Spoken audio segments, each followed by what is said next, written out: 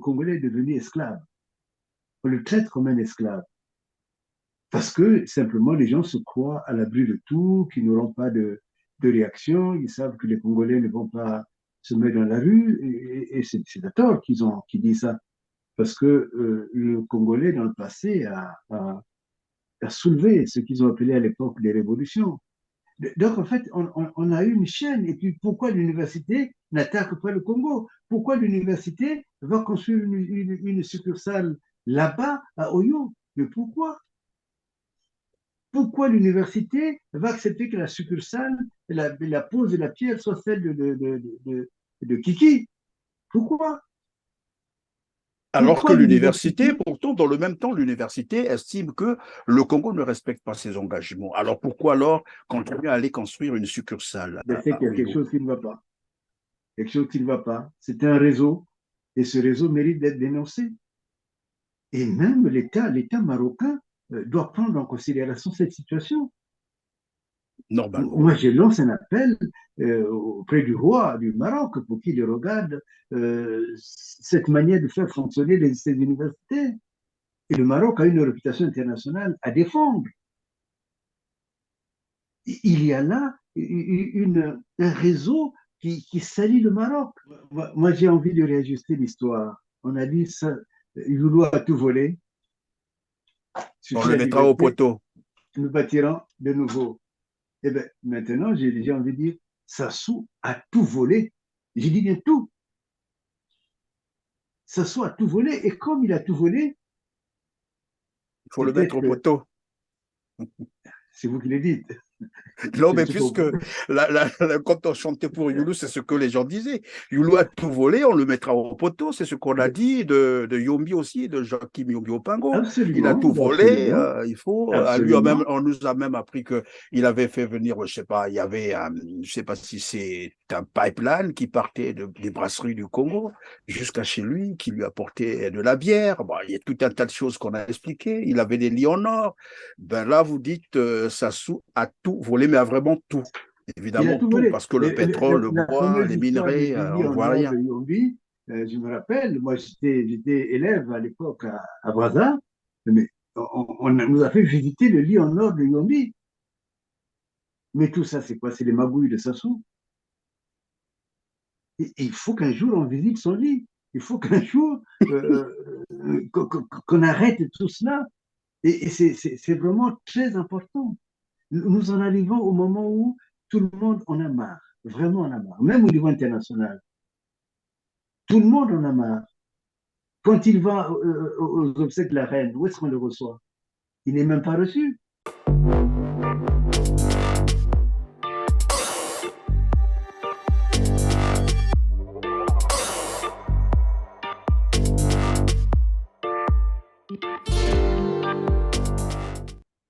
Mesdames, Messieurs, bonjour, bonsoir. Merci d'avoir encore choisi Télar TV et bienvenue dans Droit de savoir. Avec moi sur ce plateau, maître Dominique Nkonkwo, avec qui nous allons tenter de décrypter la problématique sur l'éducation au Congo-Brazzaville, avec en toile de fond la situation des étudiants congolais à l'étranger. Bonjour, maître Dominique Nkonkwo, et merci d'être encore avec nous sur ce plateau. Merci beaucoup, Monsieur Christian Perrin. Merci, vous êtes très beau. Merci infiniment Merci. pour votre invitation. C'est aussi l'occasion pour moi de vous souhaiter bonne heureuse année 2023, puisque nous Ah, sommes encore en janvier. je l'accueille et je le souhaite pour la télévision, pour vous-même et surtout pour toute l'équipe qui est autour de vous, qu'on ne voit pas toujours, mais en tout cas qui travaille beaucoup. Merci, maître. Alors, de Cuba au Sénégal, en passant par la Chine, le Maroc, la Fédération de Russie, la Turquie. Bref, les étudiants congolais vivent un calvaire inexplicable. Beaucoup ont fini par abandonner les études à cause, bien sûr, du non-respect des engagements par le gouvernement congolais envers ces universités étrangères. Les étudiants finalistes sont parfois privés de leur diplôme, des étudiants qui accusent jusqu'à 4 ans sans bourse à l'étranger. On peut imaginer tout ce que cela implique. Dans le même temps, on peut lire sur, bien sûr, Libération, les scandales de détournement des milliers de milliards de l'argent du pétrole du Congo-Brazzaville par Denis Sassou Nguesso et sa bande. Ce n'est pas moi qui le dis, ce sont des révélations faites par le quotidien français Libé. Alors, que vous inspire une telle situation? Je, je dirais, ça aurait été en temps ordinaire, je dirais, c'est un scandale. Un scandale. Au-delà du scandale, je dirais maintenant, sérieusement, que c'est un crime. C'est un crime, et je dirais même un crime prémédité politiquement. Parce qu'il est impensable que le Congo soit vu comme un État riche, plutôt moins pas le Congo, on dit bien souvent le Sassou et sa clique, hein, si on peut dire, comme des gens prêteurs partout dans le monde, comme des gens qui achètent, qui font allégeance en donnant de l'argent du Congo.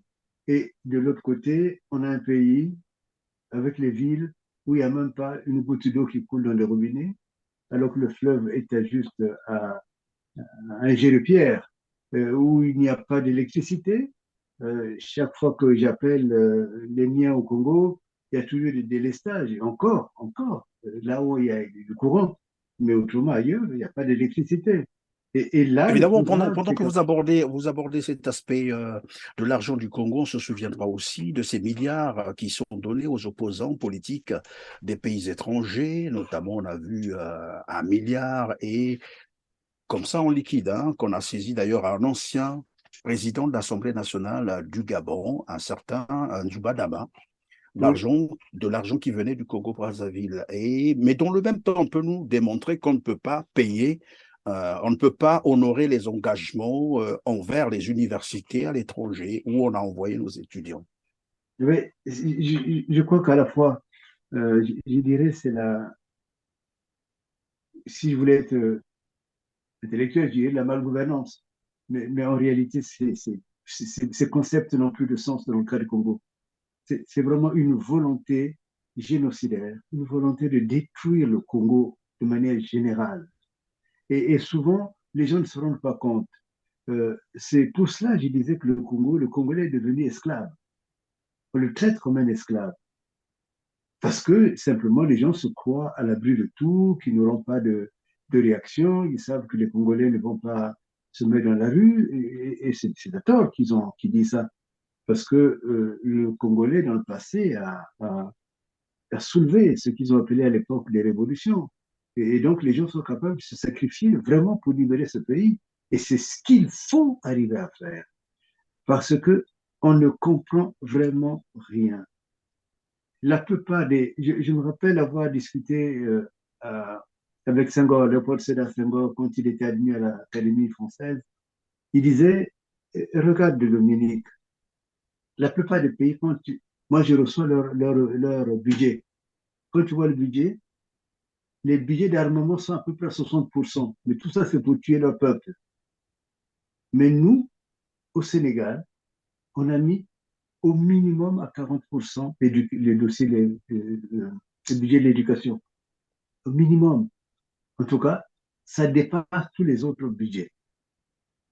Et c'est ce qui explique, il n'y a pas d'étonnement, quand tu regardes dans les organismes internationaux, il y a beaucoup de Sénégalais. Mais on ne fait pas des intellectuels avec le vol d'argent, parce qu'il faut appeler les choses par leur nom. Ifieton avait dit Youlou a tout volé, et quand on regarde ce que le pauvre Youlou avait eu, c'est vraiment, pardonnez-moi l'expression, mais c'est pipi de chat à côté de ce que les Sassou, qui sont devenus les grands voleurs internationalement reconnus.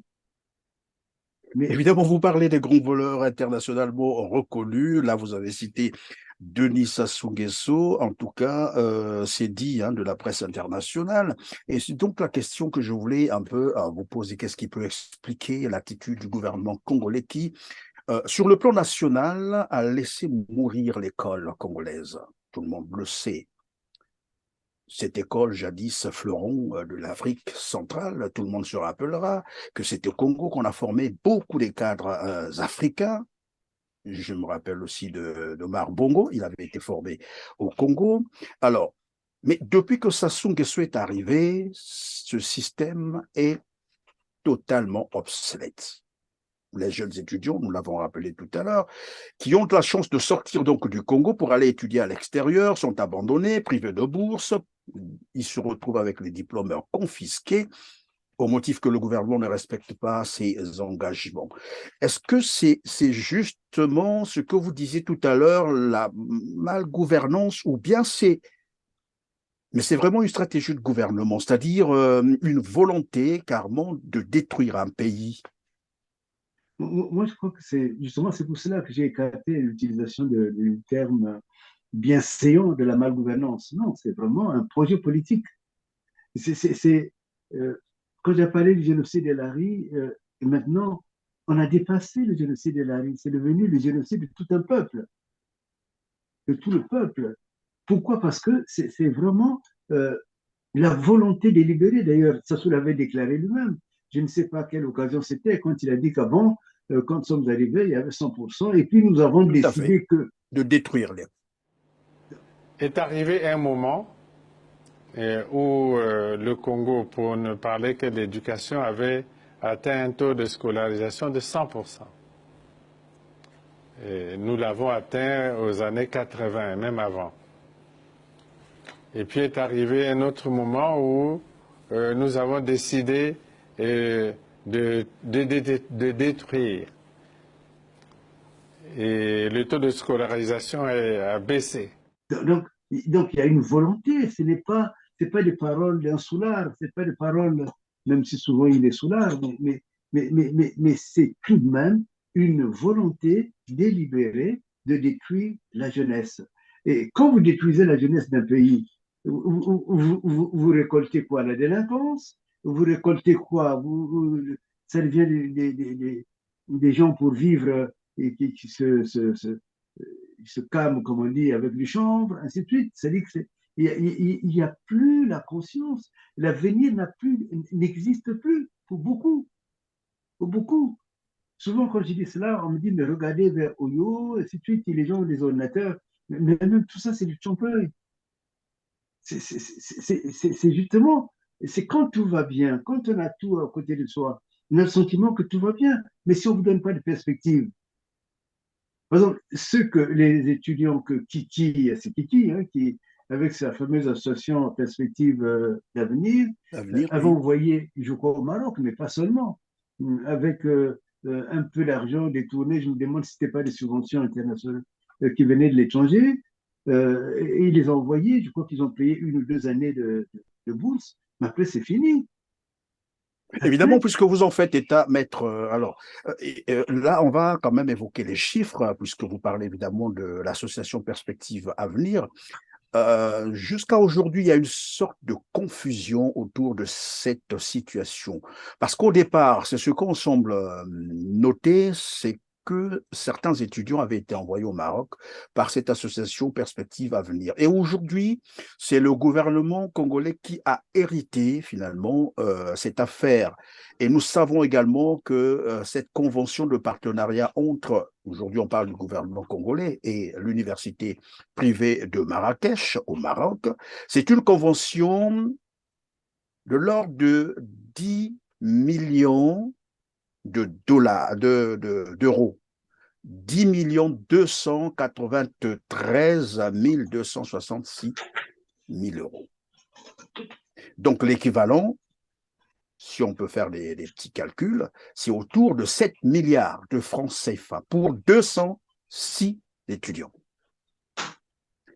Et donc, on se pose la question, oui, on peut nous expliquer que c'est un cycle universitaire, il faut former des ingénieurs, mais 7 milliards pour 206 étudiants. Après, on se pose la question, où est passé tout cet argent pour que nos étudiants se retrouvent aujourd'hui abandonnés, au Maroc par exemple, sans leur diplôme?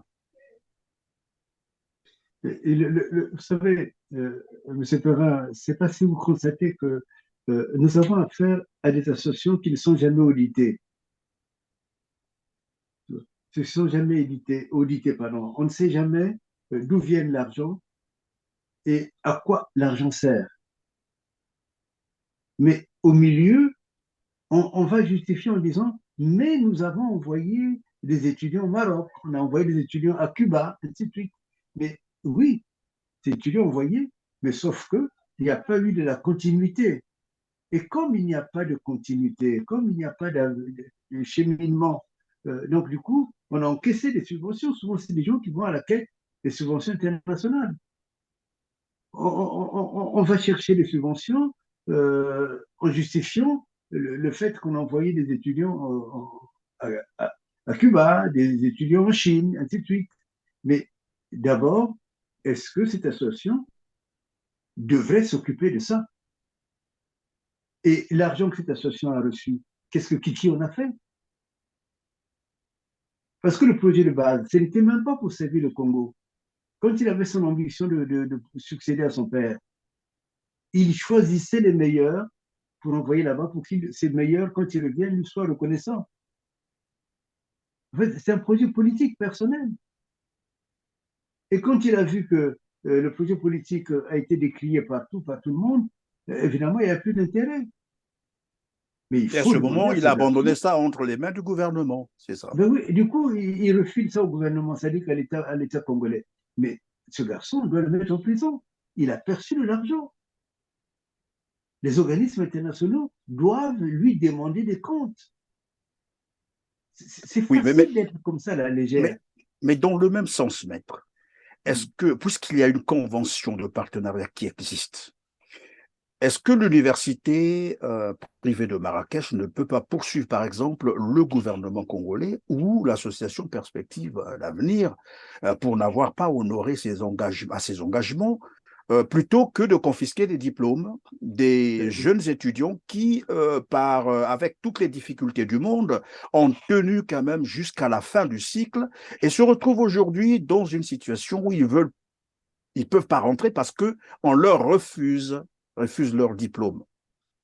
De toutes les façons, moi, je crois il faut absolument conseiller aux amis marocains de poursuivre l'association d'abord. Et puis surtout, regarder la fameuse convention. Qui sont les signataires? Mais Si, aujourd'hui, si, c'est le gouvernement congolais représenté par un certain Ghislain Ebomé. il faudrait dans ce Ebomé. cas-là que l'université attaque le Congo et que le Congo puisse attaquer, si c'était au profit de l'association, comme on appelle, Perspective d'avenir, attaquer son président. Et son président, c'est qui? C'est Kiki. Mais l'université, moi, je me demande, dans quelle mesure l'université a le droit de pouvoir, comme on dit, euh, prendre en otage les diplômes des étudiants. Je crois que c'est une question à traiter, mais malheureusement, ceux qui devaient le traiter là-bas, c'est les ambassadeurs. Mais que fait l'ambassadeur? En fait, il est Oui, pratiquement mais dans le invisible. cas du Maroc, malheureusement, je vais vous donner cette information. L'ambassadeur, la réponse que donne l'ambassadeur, c'est d'appeler la police marocaine pour maquer les étudiants congolais. Et vous Oui, imaginez à quel niveau nous sommes arrivés là? mais vous savez, et ça s'est passé aussi en Chine, hein, attention. Nous sommes dans la véritable perdition. Nous sommes vraiment, c'est-à-dire souvent, parfois on se dit, mais à quoi on va parler puisqu'on n'entend pas? Il faut quand même parler. Et, et, et j'ai le sentiment vraiment qu'on ne comprend pas que lorsqu'une jeunesse est abandonnée comme cela, c'est l'avenir du pays qu'on est en train, euh, si je parlais crûment, qu'on est en train de foutre en l'air. C'est l'avenir du pays qui est en danger, qui est en cause. Parce Mais, que si et je crois, un pays qui néglige sa jeunesse se néglige lui-même. Le Congo, vous disiez vous-même, dans les années qui ont suivi, Loulou, Massamba Deba, ainsi de suite, c'était les fleurons de l'université. Nos amis du Tchad, nos amis de Centrafrique, nos amis du Cameroun même venaient se former dans ce qu'on appelait à l'époque le CSB. Je ne sais pas ce que c'est devenu. C'était le centre de sciences, le centre de ceci. Le Congo était un peu comme, et a pu rester Dakar. Moi, j'ai été formé à Dakar. Les premiers cycles, j'ai passé là-bas. Mais quand je suis venu en Europe, après en France, j'ai pas vu la différence. Parce que la qualité a été gardée. Et pour garder la qualité, il faut une éthique de produit, il faut la probité, il faut un rapport de l'argent qui soit un rapport clair.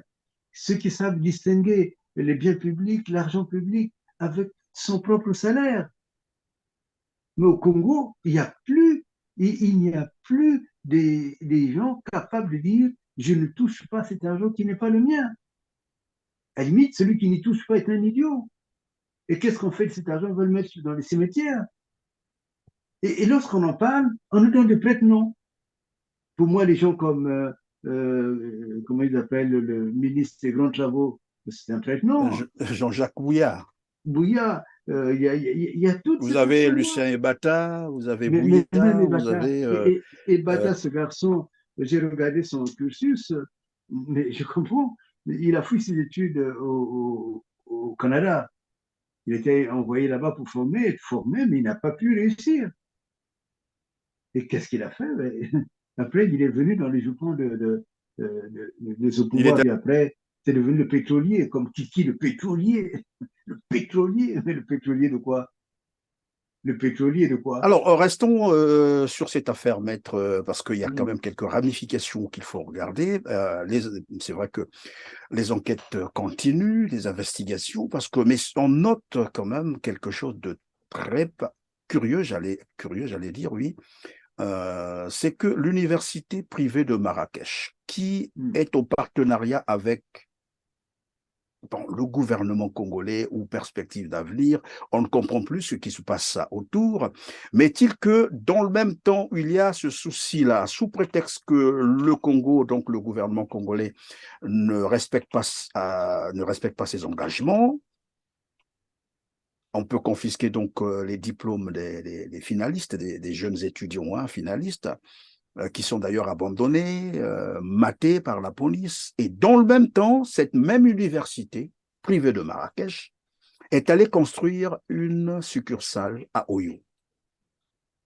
L'implantation de cette université ici à Oyo contribuera à redynamiser le projet de la zone économique spéciale dont les centres d'enseignement supérieur et de recherche sont une des composantes et sans doute deviendront un catalyseur du développement de cette localité. Dans l'Afrique centrale, on a choisi le Congo. On a eu la rencontre avec la Fondation Perspective d'avenir, qui nous a convaincus de venir, qui nous a donné les moyens de nous accompagner pour venir et s'installer en Afrique centrale.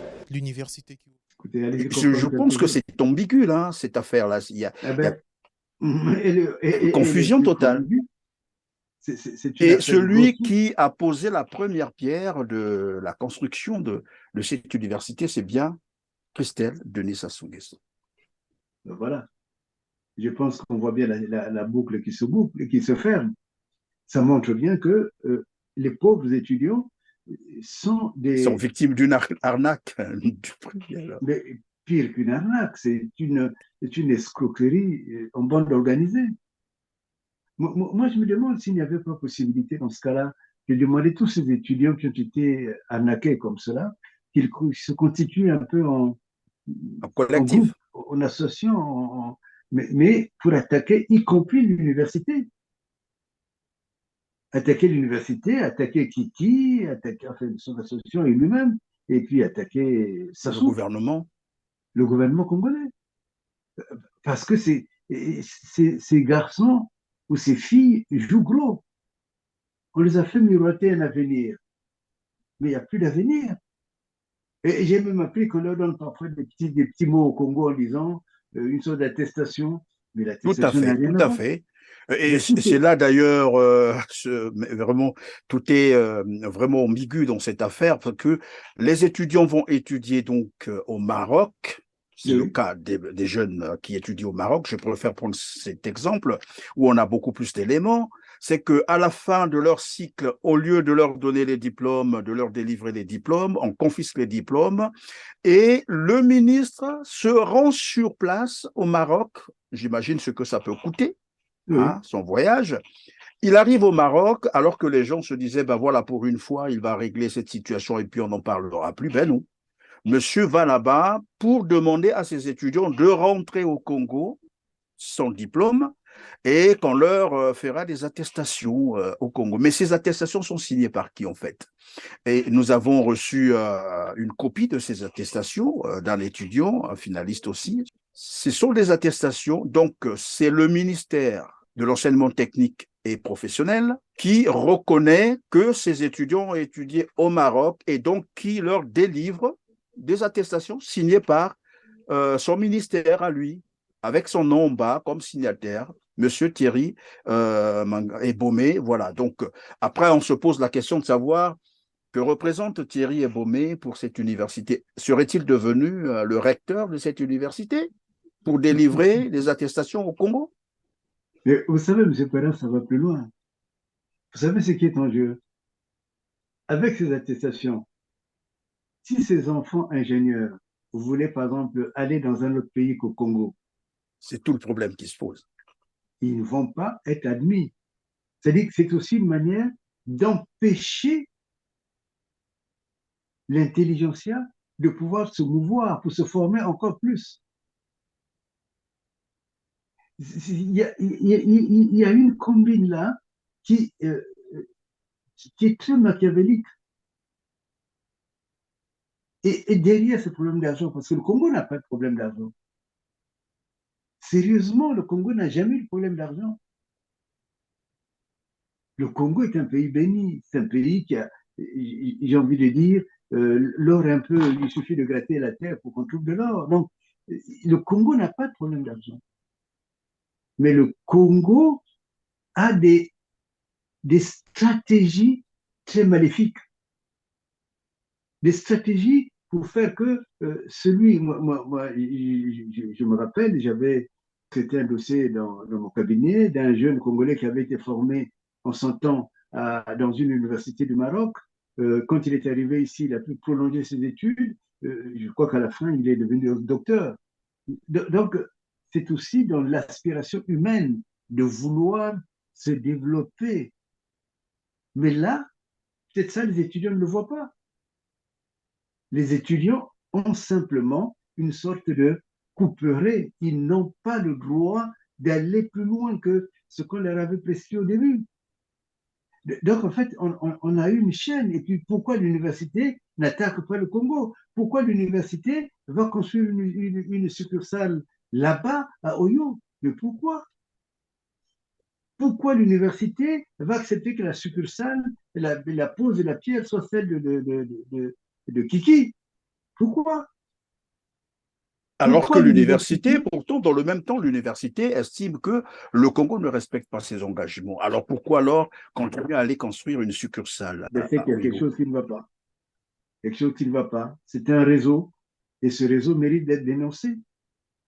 Et même l'État marocain doit prendre en considération cette situation.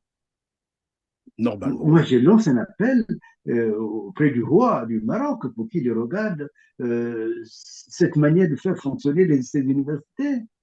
Et le Maroc a une réputation internationale à défendre. Il y a là un réseau qui salit le Maroc. C'est un grand pays, le Maroc, c'est un grand pays.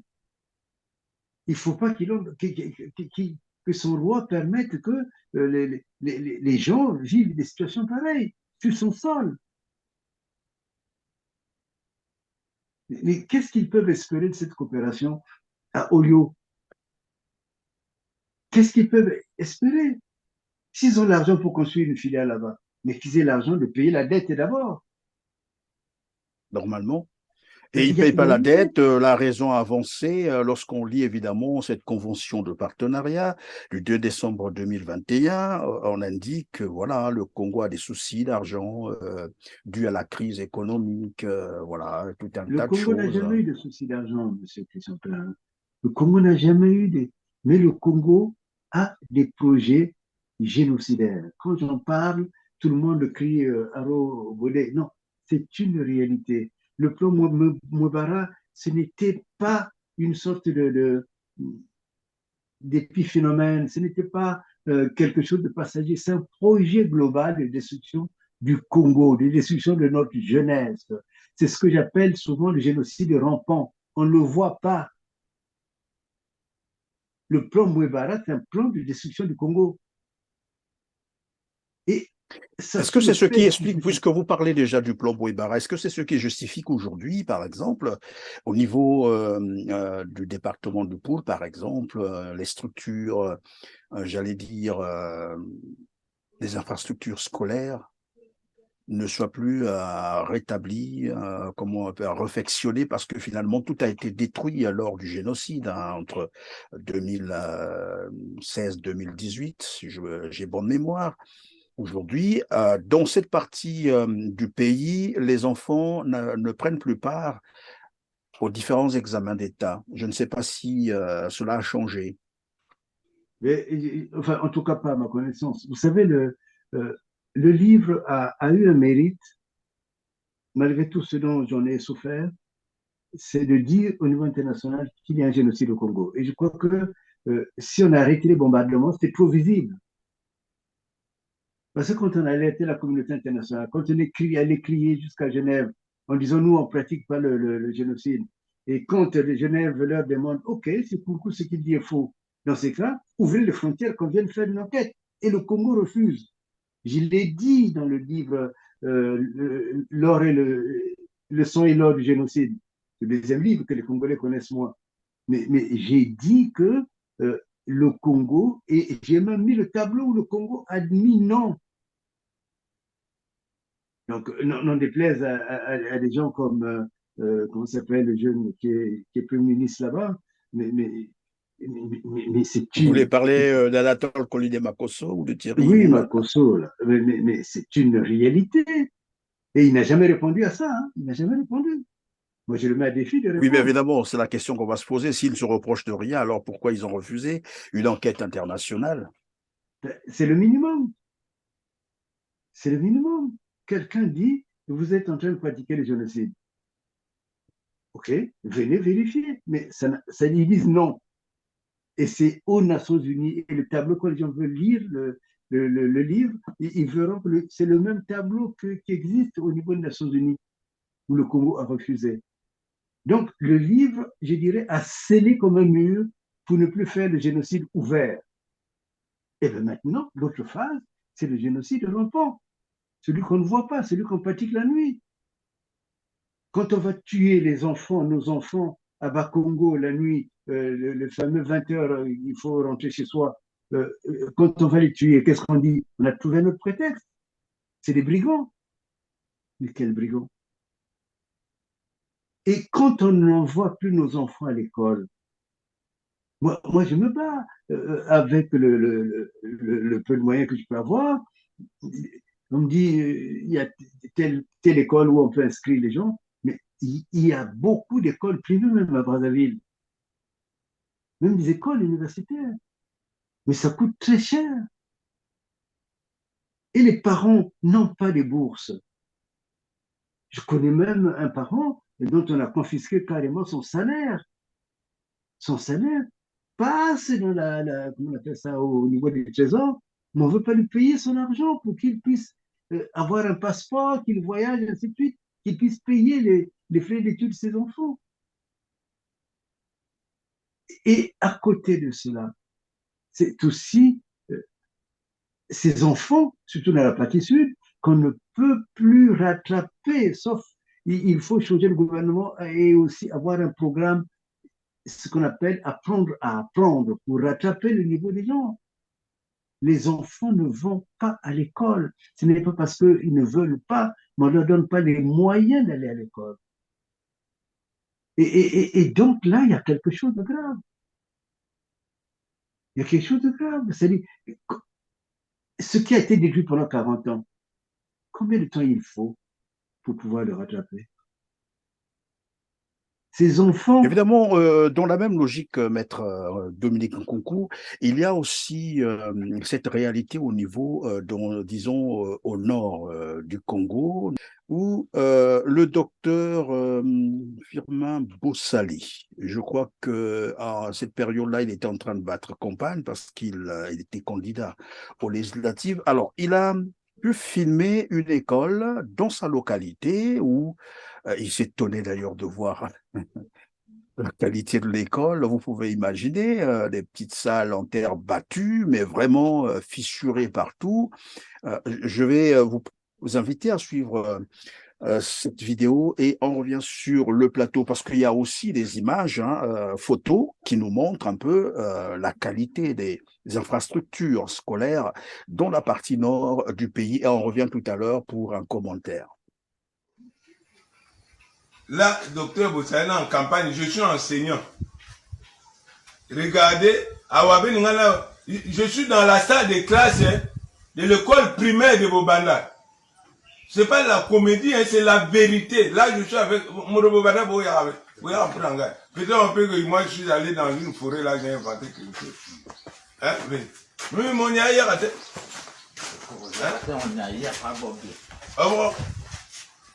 je suis avec les habitants de Bobanda.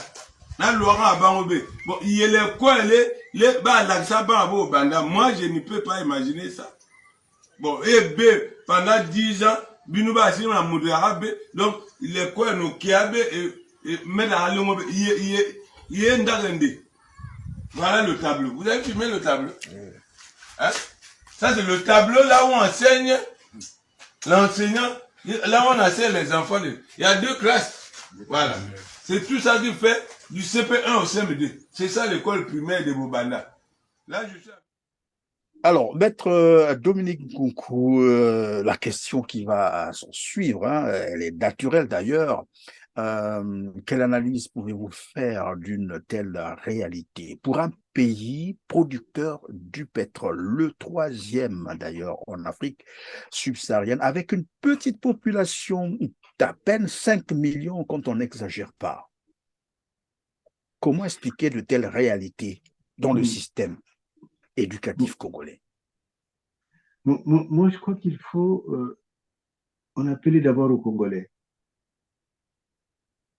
C'est-à-dire que les Congolais, je ne sais pas de quel sommeil ils dorment, mais quand ils vont se réveiller, ce sera la catastrophe. Encore qu'ils aient le temps de se réveiller. Mais encore faut-il qu'on ne les tue pas avant qu'ils se réveillent, vous voyez. Ils dorment, qu'ils ne meurent pas dans le sommeil, comme on dit, vous voyez. Mais le Congo vit une véritable... avant de parler d'épuration, c'est pire que l'épuration. C'est une volonté de détruire un pays. C'est pour cela que je disais qu'à la tête, ceux qui sont arrogés la tête de l'État congolais, c'est des mercenaires. Le mercenaire ne vient que pour tuer, pour voler. Il tue et il vole. Et ce qui fait que, c'est-à-dire que du nord au sud, quelles que soient les petites choses qu'on peut arranger, ainsi de suite, vous voyez. Et quand on voit des belles écoles à Oyo, évidemment, dans la Likwala, tout d'un coup, qu'est-ce qu'on découvre? C'est cette image étonnante que vous venez de montrer. Vous voyez, c'est-à-dire que la misère, on essaye de la cacher, mais elle est là, la misère. Il faut que nous refusions, c'est pourquoi je parlais des Congolais, il faut que nous refusions la pauvreté. Parce que le Congo n'est pas pauvre. Il faut que nous refusions, vous voyez des pays par exemple comme la Norvège. La Norvège a découvert son pétrole après le Congo. Mais j'ai des amis en Norvège, j'y suis allé moi-même. Mais c'est un pays magnifique. Et pourtant avec des conditions climatiques effroyables. Mais c'est une affaire de la mentalité des gens qui dirigent le pays. On a eu la Coupe du Monde au Qatar, et c'était magnifique ce soit au Qatar. Mais le Qatar, il y a 10 ans, il y a 20 ans, ça n'avait rien à voir avec ce Qatar qu'on a vu internationalement. Mais c'est la volonté des gens. Au Qatar, quand la maman est en grossesse, on a déjà prévu des allocations pour l'enfant qui va naître. C'est-à-dire qu'on ne peut pas dire que dans la Likwala, on ne peut pas construire même une université. On ne peut pas le dire. On ne peut pas dire que parmi les aînés qui ont pu échapper à ce système-là, dont moi-même, qu'on n'ait pas des gens capables d'aller enseigner là-bas. C'est-à-dire tout est là, mais il y a la volonté de détruire le pays. Comme Bisambo, Cannabiso. Évidemment, là, nous prenons des exemples dans le pool, dans la Likwala, donc finalement, on se rend compte que, mais en tout cas, aucune partie du pays n'est épargnée par cette politique de destruction, il faut l'appeler comme ça simplement, ou de génocide rampant, comme vous l'avez dit tout à l'heure. C'est que même au niveau de Brazzaville, de Pointe-Noire, donc les grandes agglomérations du Congo-Brazzaville, on vit pratiquement les mêmes réalités, que ce soit à l'université, au lycée, au collège. Les enfants prennent des cours, soit ils sont debout, à l'université c'est le cas, dans les amphithéâtres, on le voit, même dans les salles de cours. Dans les lycées, c'est pareil. Et je venais en fait sur votre projet à vous. Entre-temps, vous aviez un projet pour vouloir, je crois qu'il portait sur l'assistance scolaire, c'est ça, au Congo-Brazzaville. Est-ce que vous pouvez nous en parler? Oui, Et mais quelles ont d'abord, été les motivations avant d'en d'ailleurs? parler, vous savez qu'il se vit une injustice incroyable. Le pétrole qui est produit dans la région du Kwilu, le Kwilu mériterait qu'on ait au moins une école supérieure sur le pétrole, vous comprenez? Qu'il y ait une université. Et ça ne serait que légitime. C'est quand même notre capitale économique, Pointe-Noire. Mais allez visiter les écoles de Pointe-Noire. Mais vous en avez du dégoût. Mais tout cela, c'est ça les vraies causes nationales.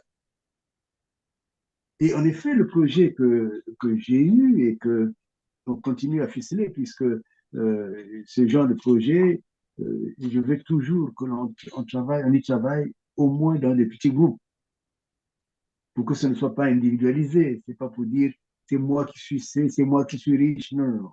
Moi, je ne veux pas cela. Ce que je veux, c'est que nous puissions prendre tous, vraiment bien tous, prendre conscience que nos enfants, on est en train de les abîmer. Je vois, par exemple, j'ai des neveux et des nièces. Je crois qu'on a créé une université. Non, oui, oui. Non, il y a une classe de terminale, je crois, qui s'est créée à Mafuta. Un lycée à Mafuta. Mais quand tu regardes à l'intérieur, les enfants sont debout pour prendre des cours. Les bancs manquent. Mais on est quand même un pays, c'est pas le bois qui manque pour faire des bancs, pour faire des tables bancs. C'est quand même le minimum. On va importer, le jour où on voudra faire des bancs, on va les acheter à l'étranger. C'est ridicule. Est-ce qu'il manque de menuisiers? Qu'est-ce qui manque? Et c'est pour cela que je réitère mon appel, c'est de dire que, attention, gérons notre avenir nous-mêmes, gérons nos enfants. Débrouillons-nous pour que nos enfants puissent avoir des bancs, pour que nos enfants, il y a des enfants, je ne dis pas de Mafuta, mais je peux parler de Ngangalingolo, il y a d'autres lycées où les enfants, même, qu'on appelle ça, même, je ne sais pas si vous êtes sorti de Savonien de Brazza, je ne sais pas d'où vous êtes venu, ce qu'on appelait à un moment donné le lycée central, mais vous savez que c'est devenu d'une saleté incroyable. Hein. À l'époque, les gens qui venaient de Wesso, de toute cette partie du Congo, on les mettait en internat. Mais ça n'existe plus. Et du Oui, coup, mais maître Dominique Coucou, je ne sais pas s'il faut appeler ça une comédie, s'il faut en rire, mais je ne sais pas si vous avez suivi Denis Sassou Nguesso lorsqu'il a accordé son interview à André Berkoff oui, d'accord, sur oui. Radio Sud, hein, Sud Radio, Oui, on appelle ça. Alors, il a évoqué un fait où il disait, quand il était très jeune, il voyait les trains passer avec des grumes, c'est-à-dire il parlait du oui, bois congolais qui était oui, exploité en ce temps-là, comme une façon de dénoncer un peu ce que les pratiques du colonialisme, voilà, ceux oui, qui ont oui, exploité le tout à fait. Congo. Oui, Mais à la grande surprise, comme vous êtes en train de le dire, alors lui, il est président de la République, président de le fait, il faut le rappeler comme ça, et voici pratiquement 40 ans, il continue à faire la même chose parce que le bois congolais continue à sortir. Là, on voit bien comment les trains marchandises, les trains qui transportent du bois. C'est tous les jours que ça passe au niveau de Pointe-Noire, tout le monde voit, pour échouer, je crois, au niveau du port ou après c'est transporté ailleurs. Voilà un peu ce paradoxe qu'il vient relever. Donc, apparemment, il est conscient que le bois congolais est exploité depuis bien qu'il est jeune, puisque lui, il voyait passer ces trains-là avec du bois. Et lui, il arrive, 40 ans après, ce bois-là continue à sortir sous lui. Et il continue à compter les grumes. Il continue à compter les grumes jusqu'à maintenant qu'il a probablement 82 ans. En fait, ma question, c'était de savoir si Denis Sassou Nguesso n'a pas, on va me le pardonner, hein, ce n'est pas une insulte, est-ce qu'il n'a pas un problème mental? Pire qu'un problème mental, parce que vous savez, cette interview, je l'ai suivie avec Berkoff, André Berkoff, mais en réalité, c'est une interview qu'il a faite uniquement pour faire appel à la franc-maçonnerie. Que la franc-maçonnerie se rappelle qu'il est un initié. Et que maintenant son pouvoir est menacé, venez à mon secours, c'est ça? Il est au bout du gouffre, il est dans l'enfer, mais que la franc-maçonnerie vienne au secours d'un initié, c'est tout. Oui, mais puisqu'on nous parle même d'une rencontre, je ne sais pas, il y a un événement comme ça prévu au Congo, ça se passera, je crois, au Oyo, une rencontre comme ça des francs-maçons, oui. Oui. Je n'ai rien contre les francs-maçons, mais là, il y a quelque chose qui ne marche pas. Il y a un monsieur, il y a un franc-maçon qui est en train de détruire tout un pays, de détruire tout un peuple. Et là aussi, c'est l'occasion, évidemment, de lancer cet appel à ces francs-maçons qui suivent, qui voient comment le Congo est en train d'être détruit par un de leurs membres. Mais c'est bien qu'on parle de la franc-maçonnerie. Parce que la franc-maçonnerie, quand elle a été lancée par un pasteur, je crois qu'il est irlandais, je ne sais plus exactement où. En tout cas, quand ils avaient été lancés, c'est vraiment être des francs-maçons. C'était pas de la magouille. Mais maintenant, c'est devenu de la magouille. L'interview qu'il a donnée à Berkoff, si vous regardez, il commence par le dire que je suis un initié. Et quand il finit, c'est pour dire que, mais l'initiation chez nous, c'est exactement comme la franc-maçonnerie, c'est la même chose. Non. En franc-maçonnerie, on ne vole pas, on ne détourne pas l'argent du pays, on ne détruit pas l'école, on ne détruit pas la jeunesse. La franc-maçonnerie prenne conscience que Sassou est vraiment, c'est même pas l'anti-valeur, je dirais, c'est Sassou. S'ils voulaient que la franc-maçonnerie soit détruite, au moins dans la jeunesse africaine, mais ils ne s'y prendraient pas autrement. Sassou dégrade la franc-maçonnerie. Relisez l'interview, réécoutez l'interview de Sassou. C'est une grosse plaisanterie. Mais là où il ne plaisante pas, je suis initié et je fais appel à la franc-maçonnerie parce qu'elle est comme mon initiation chez moi. Et qui dit ça? C'est quelqu'un qui est pratiquement à retirer par la corde parce qu'il est tombé au fond du trou. C'est une interview non seulement commandée, on ne sait même pas ce que Berkoff a gagné, mais c'est une interview qui a été tout à fait diligentée avec un but déterminé. Mais évidemment, quand ils arrivent là-bas, la plupart de ces francs-maçons, surtout européens, ils sont pauvres. Le problème, ils sont pauvres. Donc, quand ils vont là-bas, ils vont avec des enveloppes qui sont déjà préparées. Donc, quand tu reçois des enveloppes, c'est déjà une approche anti-maçonne. Et aucun d'entre eux ne dira, mais ça soit arrête. Hein. Ah non, c'est un frère, il ne faut pas le trahir. Mais non, vous détruisez l'image de la franc-maçonnerie. Vous savez qu'à un moment donné, au Congo, on pourchassait les francs-maçons au Congo. Parce qu'ils se rendent compte que la franc-maçonnerie a créé des situations, je dirais, humanitaires les plus désolantes. On a tué, on a détruit, on a assassiné, personne ne s'est levé. On a violé les enfants, personne ne s'est levé. On continue même à tuer les enfants pour les sacrifices. Et ces enfants, c'est les Congolais. Donc, à un moment donné, les gens en ont ras-le-bol. Oui, mais parce qu'après, la question, Oui, maître, mais après la question qu'on va se poser, c'est de savoir si réellement ce que pratique Denis Sassou Nguesso, c'est vraiment la franc-maçonnerie ou non, parce que finalement c'est un truc déguisé, c'est de la sorcellerie déguisée. Ça Ça n'a l'est, rien à ça voir l'est, avec.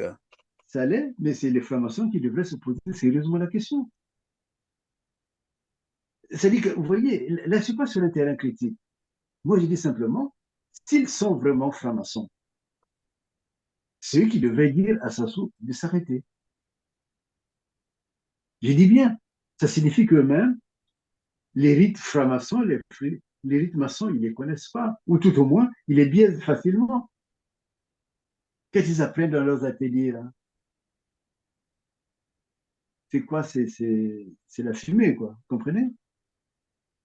Quand tu vois un peuple qui est en danger, le Congo est en danger, d'un bout à l'autre. Et c'est ce qui fait que parfois, les sortes surtout ceux qui sont originaires du Royaume Congo, quand ils se battent entre eux, ils se font la guerre, et j'ai dit, mais ils sont idiots. On vous détruit, cherchez qui est votre ennemi. Rassemblez-vous pour attaquer votre ennemi et vous respirerez. Si cette interview peut permettre de réveiller ces consciences, qu'elles se réveillent. On leur met dans des petites associations qui derrière sont déguisées financées par Sassou, mais Sassou n'a rien à financer. Sassou est venu comme un rat d'église au pouvoir en tuant les gens. Il est La devenu seule chose, c'est que milliardaire, l'argent qui devait multimilliardaire. revenir, excusez-moi, la seule chose, c'est que l'argent qui devrait revenir au Congo, cet argent est détourné par une seule personne, C'est-à-dire, Sassou Nguesso. C'est l'argent qui va même pas au trésor. Où est-ce qu'il a trouvé cet argent? Pour corrompre les gens, corrompre les francs-maçons, corrompre tout ce monde-là. Il y a un problème, même au niveau international. C'est-à-dire qu'il perturbe l'ordre international. La franc-maçonnerie fait partie comme des institutions par lesquelles on essaie de mettre un peu d'équité, un peu de l'humanité dans la marche des choses. Mais maintenant, c'est dévoyé par un seul homme, Sassou Nguesso. alors donc, en définitive, on va retenir que Denis Sassou Nguesso pille l'argent du pétrole pour, évidemment, servir ses amis francs-maçons, c'est ce que ça semble donner, ce n'est plus un secret, mais dans le même temps, je me posais la question de savoir est-ce que c'est compatible d'être maçon et dans le même temps être un initié, Kani comme il le disait, bon mais bref, ça c'est des questions dont on trouvera les réponses peut-être prochainement. Maître Nkunku, nous sommes à la fin de notre émission, je vais vous laisser quelques secondes pour conclure, notamment beaucoup plus sur votre projet. La suite c'est quoi? Moi, j'ai envie de réajuster l'histoire. On a dit ça, Loulou a tout volé. On Suffit le la mettra au liberté, poteau. nous bâtirons de nouveau. Eh bien, maintenant, j'ai déjà envie de dire, Sassou a tout volé. J'ai dit bien tout.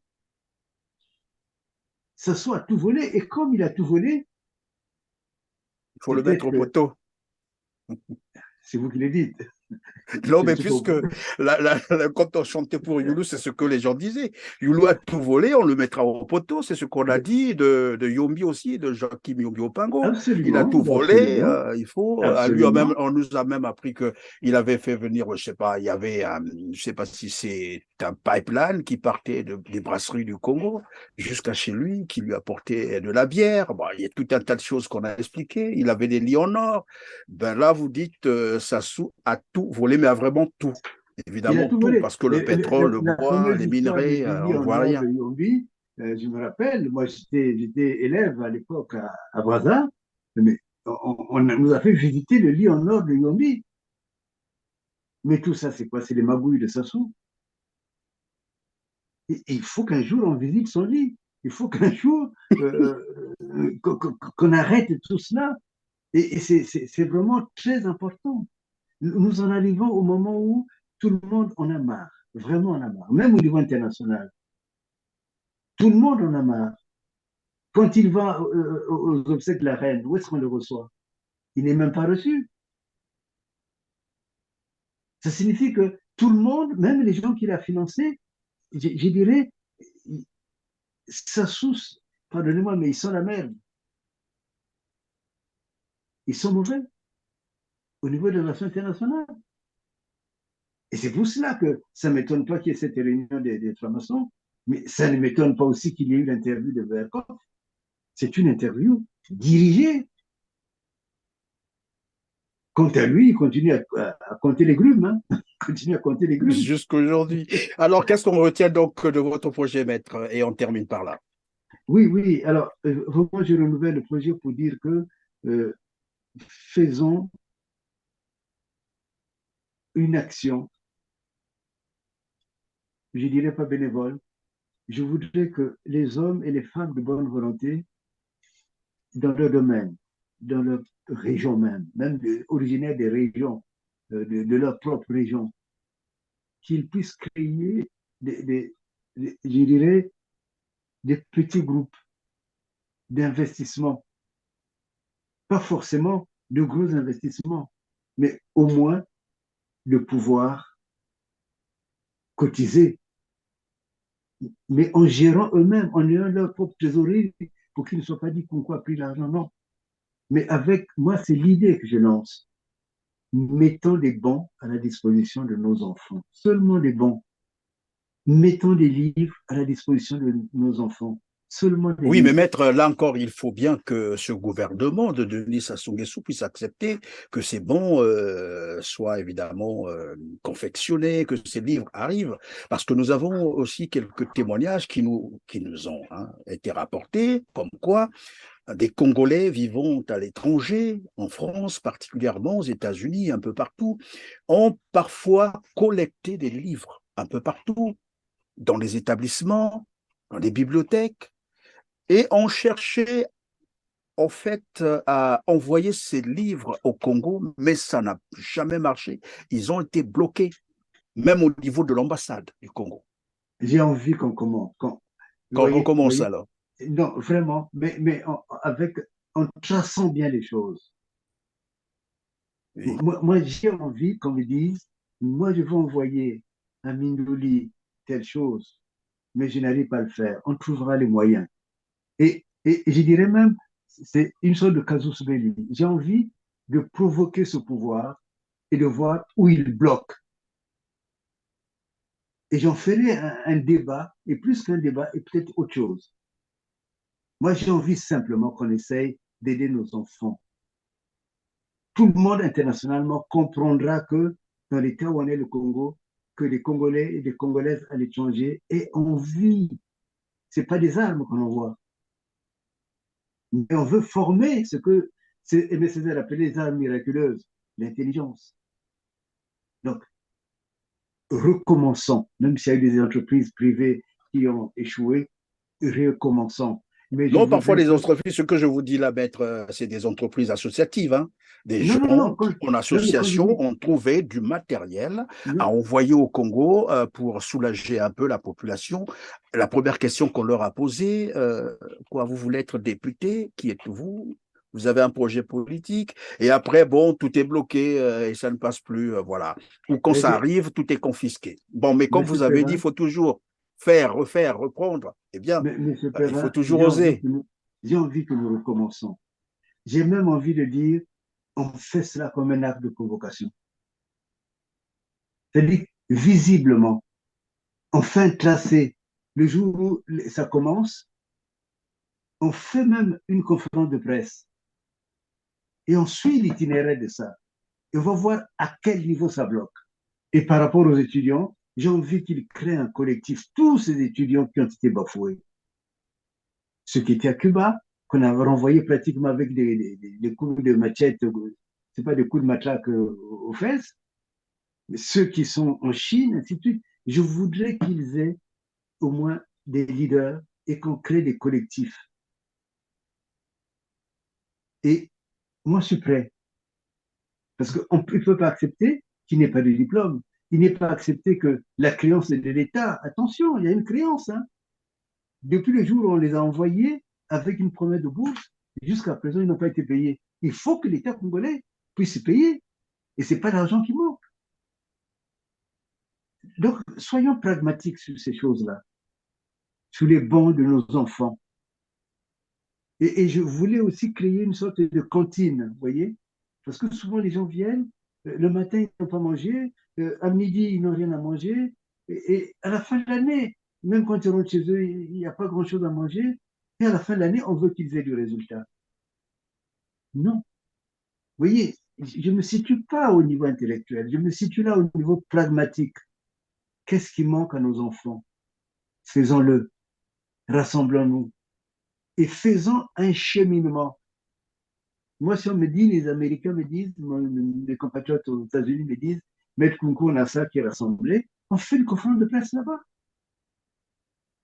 Et on loue même, on paye même un journaliste américain qui va accompagner la livraison de ces choses. Et on verra, moi j'ai envie de voir où ça cale, où on leur pose des questions et quelles questions ils leur posent. Vous comprenez ce que je veux dire?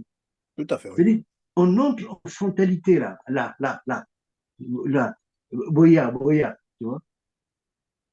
Je veux qu'on soit frontal maintenant. 2023 doit être une année frontale. Je veux qu'on soit frontal. On va voir où est le nœud. Makambwezawa. Makambweza, puis en tout cas, merci beaucoup, Maître Dominique Kunku, d'avoir été avec nous et d'avoir répondu à nos questions. Nous allons continuer à suivre évidemment ce projet et pourquoi pas cette situation des étudiants congolais à l'étranger, mais aussi en termes généraux, hein, l'éducation au Congo, parce que c'est là le pilier. Voilà, l'éducation par terre. Voilà. Ben Mais voilà, alors je vous remercie beaucoup. Merci de m'avoir fait confiance et de m'inviter. J'aime beaucoup votre télévision et j'aime toutes les initiatives qui se font parce que l'information, c'est la première nourriture de tout un peuple. Vous voyez, et vous êtes au devant de la scène. Et pour aider notre peuple, il faut l'informer. Il faut donner la connaissance et la connaissance libère. Merci à vous. merci. La connaissance libère. Alors, donc, si on veut d'un avenir radieux pour le Congo, il faut bien que nos jeunes soient bien formés. C'est parmi les piliers de développement d'un pays, la santé, l'éducation. En tout cas, merci une fois de plus, Maître Dominique Kunku, d'avoir été avec nous. À vous aussi, Merci, mesdames, monsieur. mesdemoiselles et messieurs. Merci de nous avoir fait encore confiance aujourd'hui. On se retrouve très prochainement. Merci.